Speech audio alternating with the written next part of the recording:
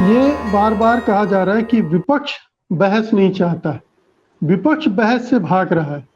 विपक्ष बहस के नाम पर हल्ला हंगामा कर रहा है। विपक्ष के पास कोई और मुद्दा नहीं है, इसलिए ये सब वहां पर हंगामे किए जा रहे हैं। ये तर्क सरकार की तरफ से और बहुत सारे मीडिया चैनलों की तरफ से आ रहा है। ये कितना जायज है, कितना दुरुस्त है? मुकेश जी, निश्चित रूप से संसद में आवाज उठाने का काम विपक्ष का होता है और बात जनता की रखने की का दायित्व विपक्ष का होता है। और नीतिगत मुद्दों पर अगर विपक्ष सवाल उठाना चाहता है, जैसे सदन क्या है, कानून बनाने के लिए, लेकिन कानून के अगर साइड इफेक्ट्स हमें नजर आ रहे हैं और जीएसटी कानून अगर प्रोपोर्शनली जनता के दुख दर्द से हो गया है कि जीएसटी जितना कलेक्शन होगा जनता का दुख दर्द उतना बढ़ेगा और महंगाई से उसका डायरेक्टली प्रोपोर्शनल रिलेशन हो गया है, तो ऐसी स्थिति में इस नियम पर चर्चा करने के लिए विपक्ष अगर बोलता है, कौन बोलेगा? विपक्ष ही बोलेगा ना। हंगामा कौन करेगा? विपक्ष करेगा। ऐसा तो है नहीं कि संसदीय इतिहास में विपक्ष ने पहले कभी हंगामा नहीं किया हो। आज जितना संसदन बाधित हो रहा है, हम आंकड़े देख सकते हैं कि 14वीं लोकसभा में, 15वीं लोकसभा में कितना बाधित हुआ था। 14वीं में अब तक सबसे ज्यादा है। हाल फिलहाल के कार्यकाल, लोकसभा का कार्यकाल देखें तो जब बीजेपी विपक्ष में थी, कांग्रेस सत्ता में थी, उस समय भी तो विपक्ष ही था जो हंगामा कर रहा था। तब देश ने उसको सपोर्ट किया था, उस विपक्ष की कार्रवाई।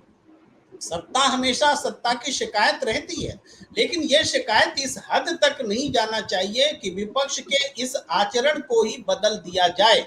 हम ये मानते हैं कि संसद चलाना सरकार की जिम्मेदारी होती है। सरकार का काम है ये संसद कैसे चलेगा, संसदीय कार्य मंत्री तय करेंगे कि संसद कैसे चलेगा। विपक्ष डिस्ट्रप्शन करेगा, विपक्ष गतिरोध लाएगा, लेकिन उस गतिरोध को कैसे दूर किया जाए, ये काम, जिम्मेदारी जो है सरकार की होनी चाहिए। कोई एक बैठक, कोई एक कोशिश दिख रही है क्या?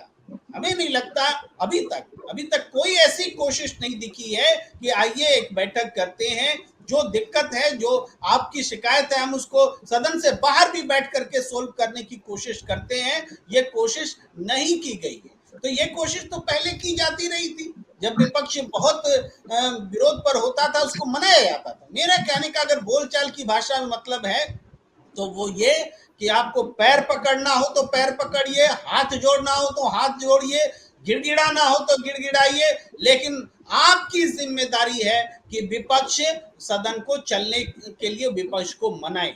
ये साझा जिम्मेदारी की बात होती है, लेकिन फाइनल जिम्मेदारी जो है वो सत्ता पक्ष की होती है कि विपक्ष को सदन में चलाने के लिए मनाया जाए। अब मनाने के बजाय, ये भाव तो एक्सट्रीम पर मैं बोल रहा हूँ, लेकिन सामान्य व्यवहार भी जो है सत्ता पक्ष से नहीं दिख रहा है। ये कौन सी ऐसी मांग हो गई जिस पर बात नहीं की जा सकती? जीएसटी क्या नीतिगत सवाल नहीं है? महंगाई क्या नीतिगत कारणों से नहीं बढ़ रही है?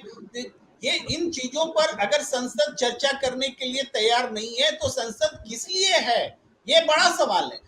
ठीक है, एक परसेप्शन सत्ता पक्ष जीत रही है कि विपक्ष जो है वो बाधित कर रहा है और इतने रुपए खर्च हो रहे हैं और पर आवर इतने खर्च हो रहे हैं, लेकिन सदन इन गणित भाग से के लिए नहीं है।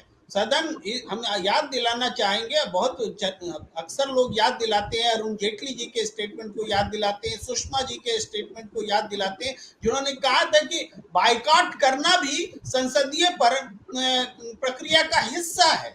क्यों? क्योंकि और गतिरोध करना भी संसदीय प्रक्रिया का हिस्सा है। हमें अधिकार मिला है, विपक्ष को अधिकार मिला है कि संसदीय प्रक्रिया में गतिरोध ला करके वो सरकार को अकाउंटेबल बनाए। तो अकाउंटेबिलिटी के लिए विपक्ष के पास और हथियार क्या है? तो क्या वो सड़क पर ही लड़ाई लड़े? सारी संसद के भीतर कौन से अधिकार है? कैसे वो करता है? वो गतिरोध कर सकता है, बाइकाट कर सकता है, इस्तीफे दे सकता है। हमें याद है वो बोफोर्स कांड जब हुआ था राजीव गांधी की सरकार में, पूरे विपक्ष ने इस्तीफा दे करके ये हंगामा किया था कि ये सरकार इस्तीफा दे, और उसको इस्तीफे तक की परिणति पर ले गया था विपक्ष। तो क्या विपक्ष के इस अधिकार को इसलिए कुचल दिया जाएगा कि संसद की कार्यवाही में इतने रुपए खर्च हो गए? ये रुपए पैसे का मामला नहीं है।